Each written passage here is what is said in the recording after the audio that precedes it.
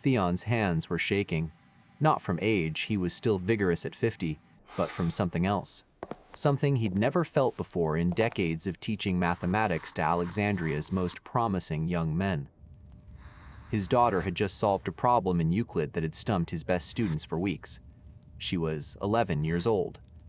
A man who had dedicated his entire life to preserving the wisdom of the ancients, who worked in the Museum of Alexandria as its last official member, watching a child, his child, a girl, grasp concepts that defeated university-trained scholars. What do you do with that? The year was somewhere around 365 Common Era, though the exact date remains lost to history. The world was changing in ways Theon couldn't fully understand yet.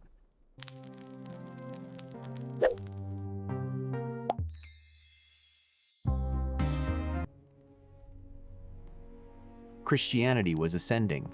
The old gods were retreating. And in a small room filled with papyrus scrolls and geometric diagrams scratched into wax tablets, a father was making a decision that would echo across centuries. He was going to teach his daughter everything, not the limited education permitted to girls of her class, reading, music, domestic arts. Everything. Mathematics, astronomy, philosophy. The complete inheritance of Greek wisdom that stretched back 700 years to the founding of this very institution. Every theorem, every proof. Every way of thinking that had made Alexandria the intellectual center of the world. It was insane. Women didn't become philosophers. They didn't lecture publicly. They didn't command audiences of men or contribute to mathematical knowledge. The barriers weren't just social convention. They were as fixed as the movements of celestial bodies Theon spent his nights calculating. But here's the thing about barriers. Sometimes they exist precisely because people fear what might happen if someone crosses them. Theon looked at his daughter, bright-eyed, quick-minded, hungry for knowledge in a way he'd rarely seen, and decided to find out what happened when you treated a girl exactly like you treat a genius. Her name was Hypatia, and she would become the only woman in all of human history who could claim the twin titles of the world's leading mathematician and the world's leading astronomer. Until religious fury tore her from her chariot and ended not just her life but the intellectual tradition she represented. The museum where Theon worked bore little resemblance to its legendary past. Once, scholars from across the known world had gathered in these halls, debating philosophy, cataloging stars, dissecting cadavers, measuring the Earth's circumference with nothing but shadows and mathematics. The great library, repository of hundreds of thousands of scrolls, had made Alexandria synonymous with knowledge itself. But that was centuries ago. By Theon's time, the institution existed more as memory than reality. The library collections had been depleted through fires, wars, and the slow entropy of political decline. The community of scholars had dwindled. Most days, Theon worked alone in chambers that had once buzzed with intellectual exchange. The air inside those chambers smelled of dust and decay. Ancient papyrus crumbled at the edges when handled carelessly. The wooden storage cases had gaps where scrolls had been borrowed and never returned, or simply disintegrated after centuries of neglect. Theon could walk through rooms that had once required 4 librarians to manage, and now echoed with only his footsteps. Yet he took his custodial role seriously. If he was the last official member of this ancient institution, then preserving what remained became sacred duty. He focused his efforts on the foundational texts, the works that must not be lost. Euclid's Elements, the bedrock of geometric reasoning. Ptolemy's Almagest, the comprehensive astronomical treatise that explained the cosmos. These weren't just books to Theon. They were lifelines connecting his dying world to the classical brilliance that had preceded it. His editorial work on Euclid would prove more significant than he could imagine. The version he produced, clarified, corrected, annotated for students who lacked the rigor of earlier generations, would become the standard text transmitted to medieval scholars. For over 1,000 years, anyone learning geometry in Europe learned it through Theon's lens.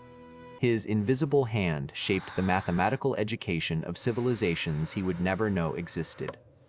But in 365, as young Hypatia worked through geometric proofs with alarming speed, Theon's legacy was still uncertain. He was a man laboring in the twilight, trying to preserve light in an age increasingly hostile to the old learning. Alexandria sprawled across the Mediterranean coast, a cosmopolitan chaos of languages and peoples. Greek remained the language of high culture and scholarship, but Egyptian echoed through the marketplaces. Jewish merchants conducted business in Hebrew and Aramaic. Latin marked the presence of Roman administration. The second largest city in Egypt, Alexandria, was a pressure cooker of competing visions for the future. Walk through those streets and you'd feel the tension in the air. The smell of spices from merchant ships mixed with incense from competing temples and churches. You'd hear arguments in 4 languages about theology, commerce, and the proper order of society. The city that had invented cosmopolitanism was now tearing itself apart over questions of religious truth. The religious tensions were mounting. Christianity, officially endorsed by the empire, was consolidating power with the zealous energy of a new faith. Pagan temples faced increasing restrictions. Philosophical schools, the traditional domain of Greek learning, operated in an atmosphere of growing suspicion. Christians saw pagan philosophy as competition, an alternative system of meaning that threatened their theological monopoly. Theon navigated these tensions carefully. He was not a fighter. His battles were with corrupted manuscripts and students who couldn't grasp basic geometric principles. He wanted only to be left alone to do his work, to preserve what could be preserved before the lights went out entirely. But teaching his daughter? That was different. That was an act of defiance disguised as paternal duty. Hypatia's education began at home, naturally. Theon's household was already a kind of school, with students coming and going, papyrus scrolls piled in every corner, astronomical instruments hanging from walls. She grew up breathing the air of scholarship, overhearing debates about lunar motions and the properties of conic sections before she could properly read. Imagine being that child. While other girls her age learned weaving and household management, Hypatia sat in the corner of her father's study watching young men, some twice her age, struggle with concepts she grasped intuitively. The scratch of reed pens on papyrus, the smell of carbon ink, the sound of her father's patient voice explaining for the 3rd time why a particular proof worked. This was her playground. Her mathematical training followed the traditional sequence. Arithmetic fundamentals first, the properties of numbers, ratios, proportions. Then geometry, starting with Euclid's axioms and building toward the elegant proofs that showed how complex truth could be constructed from simple beginnings. Theon taught her the way he taught his male students, expecting the same rigor, accepting no shortcuts. She exceeded every expectation. By her early teens, Hypatia wasn't just learning mathematics, she was engaging with it at the level of original scholarship. She asked questions Theon's other students never thought to ask.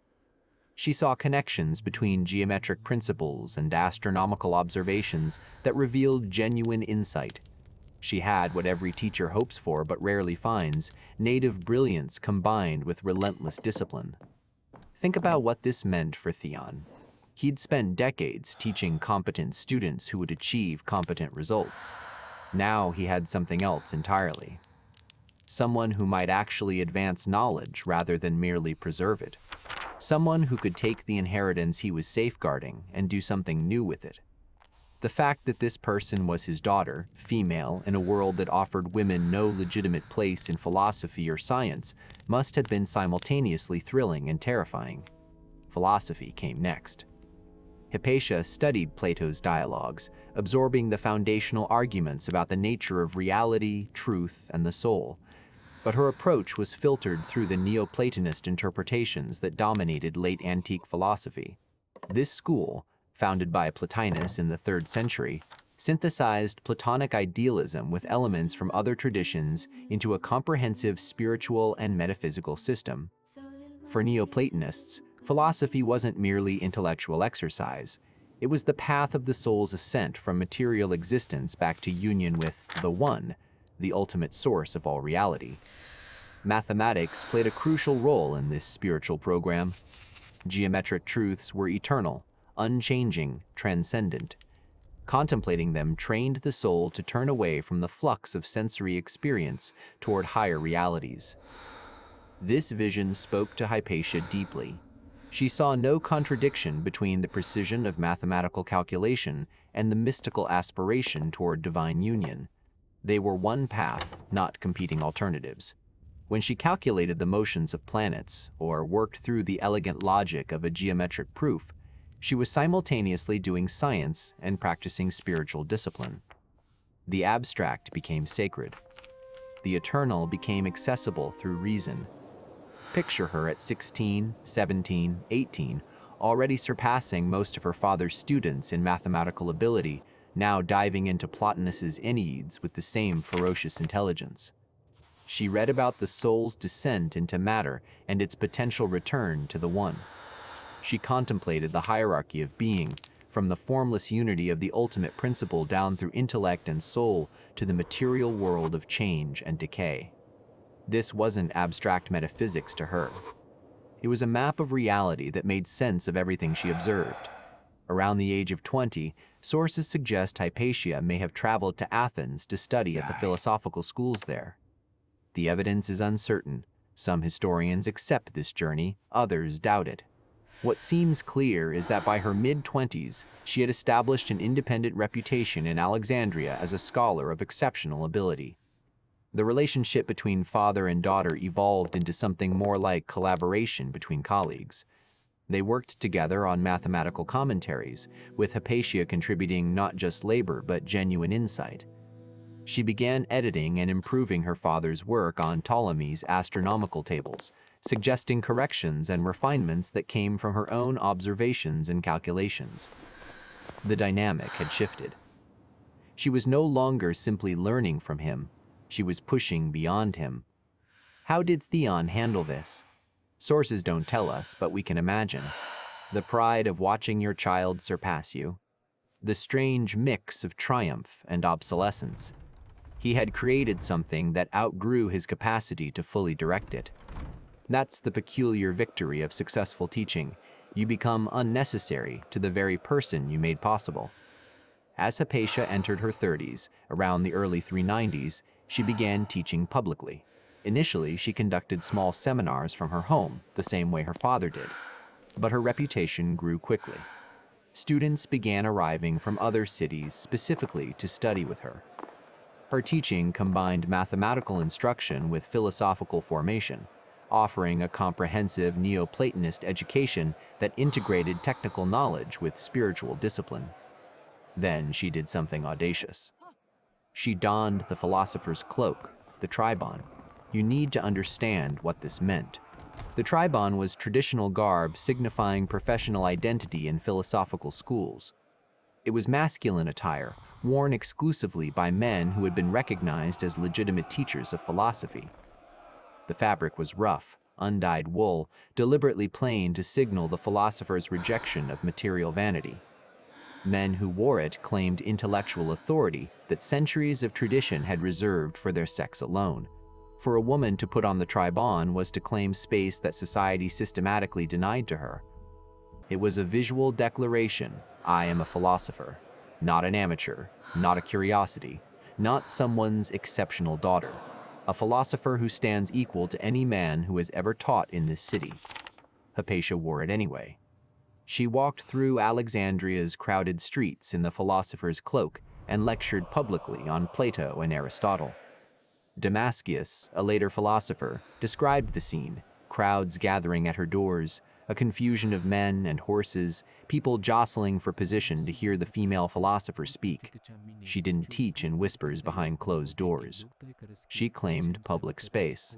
She raised her voice above the urban chaos, the merchant calls, the wagon wheels on stone, the babble of languages, and explained complex philosophy to audiences that included everyone from devoted students to curious citizens. The audacity of it is hard to overstate. Every appearance challenged fundamental assumptions about what women could be, and yet she succeeded not through moderation, but through excellence so undeniable it overwhelmed prejudice. Think about one of those lectures. You're standing in the crowd, pressed close by the people around you. The Mediterranean sun beats down, reflecting off white stone buildings. You can smell sweat and animals and the sharp tang of the sea. Someone's horse shifts nervously, hooves clattering. And then she appears. A woman in the rough wool tribon, her bearing confident, her voice clear and strong. She begins to speak about Plato's theory of forms, how the material world we see is merely shadow of eternal reality, and within minutes you've forgotten she's female. All you hear is the argument, elegant and compelling, delivered with authority that comes from complete mastery of the material. She anticipates objections. She draws connections to mathematical principles. She makes abstract philosophy feel urgent and real. That was Hypatia's gift. Not just knowledge, but the ability to communicate it in ways that transformed students. Around 393, a young Christian aristocrat named Synesius arrived from Cyrene to study under Hypatia. His presence in her school reveals something crucial about her approach and the cultural moment she inhabited. Synesius was no apostate rejecting his faith. He was a devout Christian who saw no contradiction between his religious belief and studying Platonic philosophy with a pagan teacher. Their relationship transcended the conventional teacher-student dynamic. In letters written years later, Synesius would address Hypatia as mother, sister, teacher, and withal benefactress, a formulation that captures the blend of intimacy, reverence, and enduring connection. She wasn't merely an instructor he once studied with. She remained his intellectual guide throughout his life, the voice in his head asking the questions that led him toward truth. The collaboration extended beyond philosophical discussion. In 402, Synesius sent Hypatia a letter containing the world's first written description of a hydroscope, an instrument for measuring liquid density. He requested her assistance in manufacturing the device, acknowledging her practical scientific expertise.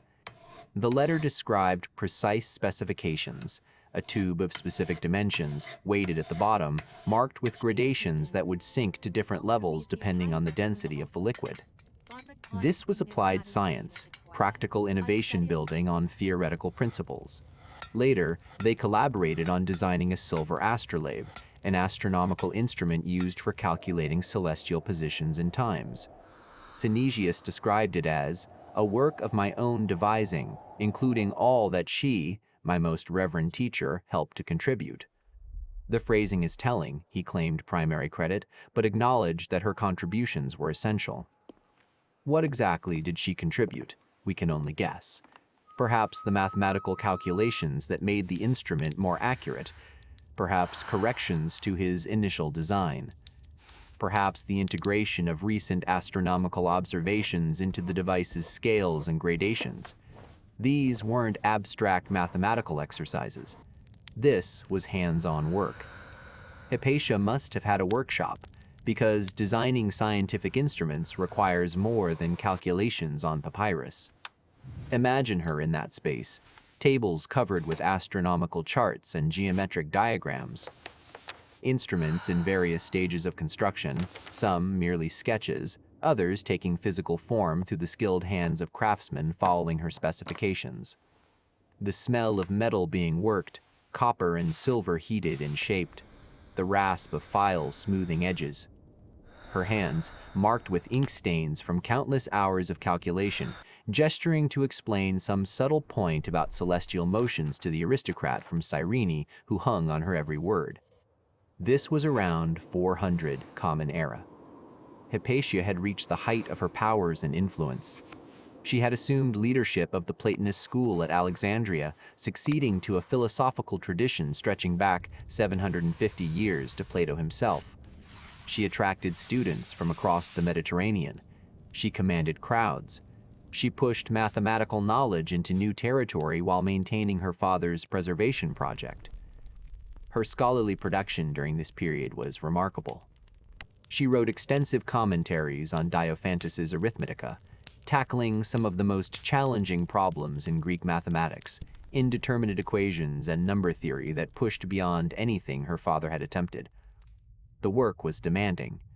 Diophantus presented problems that could have multiple solutions or required finding integer values that satisfied complex relationships. This wasn't geometry where diagrams could guide intuition. This was pure abstract reasoning about properties of numbers themselves. She produced commentary on Apollonius's conics, engaging with advanced geometric properties of ellipses, parabolas, and hyperbolas. Apollonius had written 8 books on conic sections, 3 centuries earlier, and the work remained the pinnacle of geometric achievement. To comment on it required not just understanding, but the ability to see further, to extend the reasoning, to find new applications or clarifications. Hypatia did this work while simultaneously running a school, lecturing publicly, and consulting on practical scientific instruments. She created astronomical tables that would be used by later Byzantine astronomers, careful calculations of planetary positions, eclipse predictions, stellar coordinates. This work required patient observation combined with computational skill. You had to track celestial motions over months and years, note discrepancies between predictions and observations, then adjust your mathematical models to account for those discrepancies. It was tedious, demanding, and absolutely essential for maintaining astronomical knowledge. All these works have been lost. Not a single word of Hypatia's mathematical writings survives. We know they existed only because later scholars referenced them. The systematic destruction of her legacy means we experience her simultaneously as presence and absence, a claimed genius whose actual thoughts have been deliberately erased. What did we lose when those commentaries burned? What insights into number theory or geometric principles disappeared? We'll never know. But the loss itself tells us something about how fragile intellectual achievement can be, how easily centuries of accumulated knowledge can vanish when political or religious forces decide that certain voices must be silenced. By around 400, Theon was aging. The evidence suggests he died near the turn of the century, though the exact date remains uncertain. His death meant Hypatia now stood alone as the standard bearer for the scholarly tradition he had fought to preserve. The museum, for all practical purposes, ended with him. She inherited not an institution but a responsibility, the weight of being the last connection to 7 centuries of Greek wisdom accumulated in this city. How do you carry that? How do you wake up knowing you represent the final flowering of an intellectual tradition that stretches back to Euclid and Eratosthenes and Aristarchus? The pressure must have been immense. Every commentary she wrote might be the last such work ever produced. Every student she trained might be the final generation to receive this knowledge directly. The awareness of endings colors everything. But Hypatia didn't retreat into preservation alone. While she honored her father's legacy by maintaining his commentaries and continuing his editorial work, she also pushed forward into original territory. She was ambitious in ways Theon had been too cautious to attempt. She wanted not just to transmit ancient knowledge, but to advance it, to prove that the Greek mathematical tradition still had creative life rather than simply being a corpse to be preserved. Her student body reflected Alexandria's cosmopolitan complexity. Every student we know by name was Christian, Synesius, who would become bishop of Ptolemais in 410, along with others who held positions in the church and imperial administration. Yet they studied Platonic philosophy with a pagan teacher who explicitly framed intellectual work as spiritual ascent toward union with divine principles. Think about what this required from everyone involved. The students had to bracket their theological commitments enough to engage seriously with a rival system of meaning. Neoplatonism wasn't neutral philosophy, it was pagan mysticism that found ultimate reality in the one rather than in the Christian God. The cosmology was different, the path to salvation was different. The entire framework for making sense of existence was different. And yet these Christian students studied it seriously, absorbed it, let it shape how they thought. Why? Because Hypatia created an atmosphere where intellectual excellence trumped theological conformity. Because the students could distinguish between philosophical method and religious dogma. Because in her classroom, the question wasn't, what must we believe, but what can we demonstrate to be true? Hypatia had to create an atmosphere where Christians felt intellectually safe while she taught doctrines their religious authorities considered heretical. She had to walk a careful line, showing respect for her students' beliefs while never compromising her own philosophical commitments. The tolerance was reciprocal, fragile, and remarkable. For a brief window, perhaps 2 decades, it worked. Hypatia's school became a space where religious difference didn't preclude genuine intellectual community. Christians and pagans pursued wisdom together, united by shared reverence for Plato and shared commitment to the examined life. But that window was closing. The empire under Theodosius I had made Christianity the official state religion in 380. Pagan temples were being shuttered. Public pagan worship faced legal penalties. In 391, Bishop Theophilus of Alexandria received imperial permission to convert pagan temples into churches. His campaign included destroying the Serapeum, the magnificent temple complex that had housed part of the famous library's collection. Imagine watching that destruction if you were Hypatia. The Serapeum represented the same intellectual tradition she embodied. Its annihilation wasn't merely about religion, it was an assault on the idea that Greek philosophy and science had value independent of Christian revelation. When religious mobs tore down the pillars and smashed the statues, when they burned scrolls that had survived centuries, they were destroying her world. The smoke would have been visible across the city. You could smell burning papyrus mixed with stone dust and the acrid residue of bronze melting in fires. The sound of systematic destruction, hammers on marble, crowds chanting, the crash of ancient stonework reduced to rubble. This wasn't war or accident. This was deliberate cultural annihilation carried out with the blessing of imperial authority and religious fervor. Yet Theophilus, despite his violence toward pagan institutions, maintained relatively cordial relations with Hypatia's circle. He was friendly with Synesius. He didn't move against the philosophical schools. Perhaps he recognized that pagan philosophy was dying on its own, that Christianity's victory was inevitable. Or perhaps he simply calculated that attacking a famous female philosopher, whose students included prominent Christians, would create unnecessary complications. Whatever the reason, Hypatia continued teaching. She maintained her high public profile. She wore the tribon through Alexandria's streets. She gathered crowds. She shaped the minds of the next generation's leaders. Her choice of philosophical celibacy, a commitment to dedicated virginity, served multiple purposes.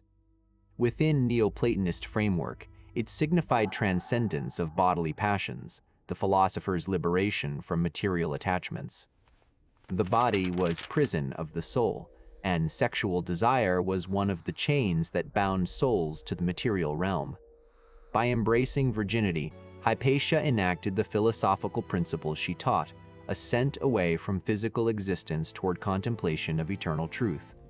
But it also had intensely practical dimensions. Marriage and childbearing would have ended her public career immediately. Domestic obligations would have consumed the time she devoted to mathematics and astronomy. A husband would have had legal authority over her movements, her property, her decisions. By remaining unmarried, she retained control over her life in a way almost no other woman of her era could claim. Ancient sources emphasize that she embodied philosophical virtue in her personal conduct. She promoted ethical living and self-discipline as essential to the philosophical path. This integration of teaching with exemplary living followed ancient traditions of philosophy as comprehensive way of life rather than mere intellectual system. Students learned from how she lived as much as from what she said. The freedom she claimed was extraordinary. She moved through public space without the male escort conventional for women of her class. She engaged in discourse with civic leaders and magistrates. She participated in Alexandria's intellectual and political life as an equal. Later, hostile sources would twist this freedom into scandal, suggesting sexual impropriety because they couldn't conceive of a woman operating independently for legitimate reasons. But during her lifetime, at the peak of her influence around 400 to 410, That freedom seemed secure. She had demonstrated that a woman could command intellectual authority. She had built a school that bridged religious divisions. She had contributed to mathematical knowledge in ways that would echo through later Byzantine scholarship even after her original writings disappeared. Picture her around 410, now in her 40s or 50s depending on which birth date you accept. Synesius had just been elevated to Bishop of Ptolemais, carrying Hypatia's influence into the church hierarchy. Her lectures still drew crowds. Her commentaries were being copied and distributed to other centers of learning. Everything she and her father had worked toward seemed to be bearing fruit. She couldn't see what was coming. None of them could. The careful balance they'd maintained, Christians studying with pagans, philosophical schools operating alongside churches, Greek wisdom coexisting with Christian revelation, rested on the tolerance of individual leaders. And leaders change. In 412, Bishop Theophilus died. His successor was his nephew Cyril, a man of very different temperament. Cyril had no patience for the old accommodations.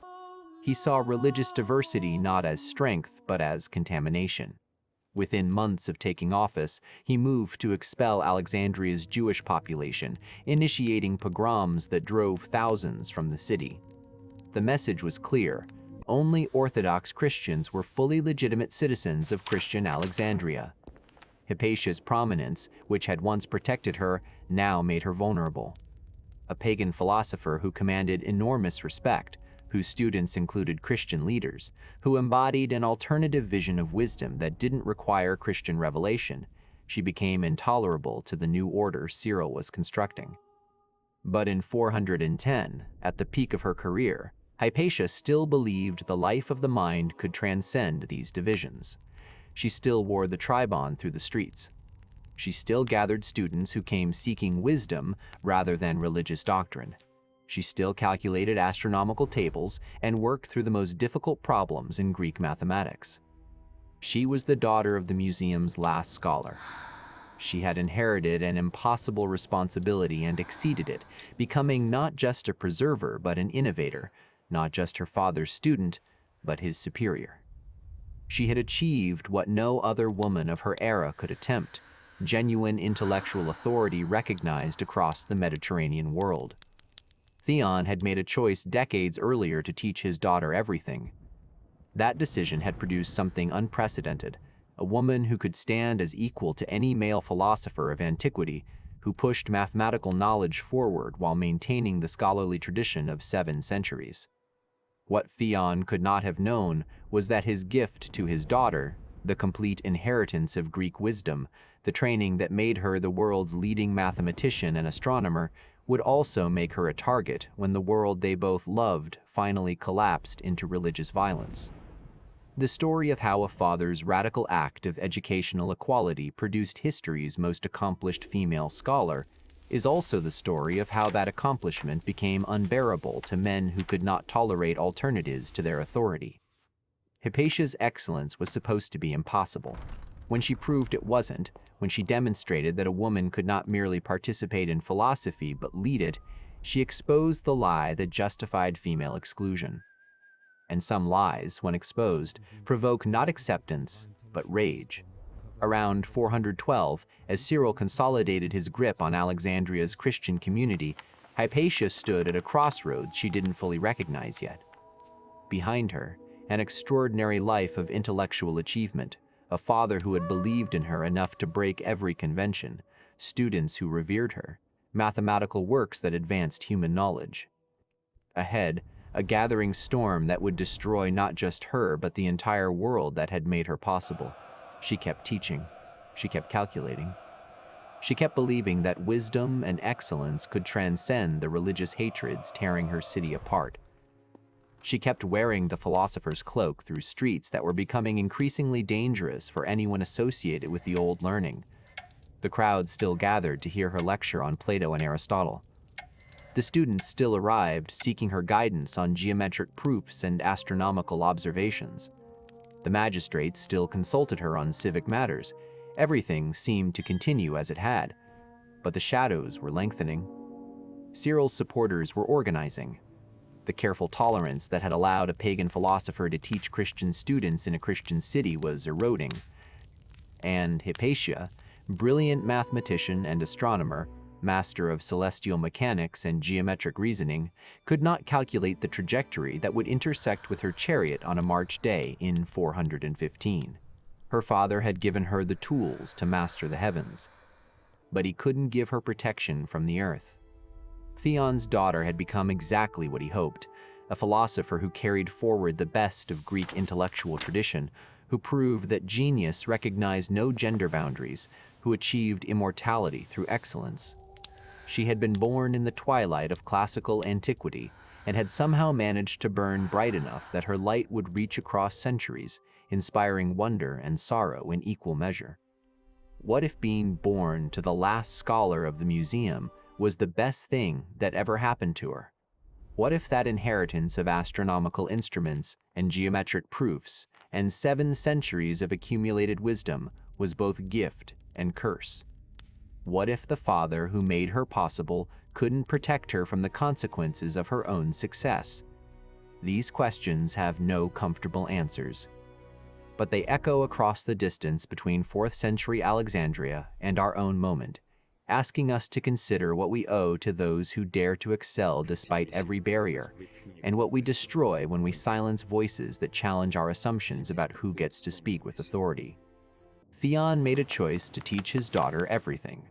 Hypatia made a choice to claim public space and intellectual authority that her world denied to women. Together, father and daughter created something unprecedented and revealed how fragile unprecedented achievements can be when they threaten the structures that men mistake for natural order. The birth of a philosopher in late antiquity was also, in ways neither father nor daughter could have predicted, the beginning of the end of the world that made philosophy possible.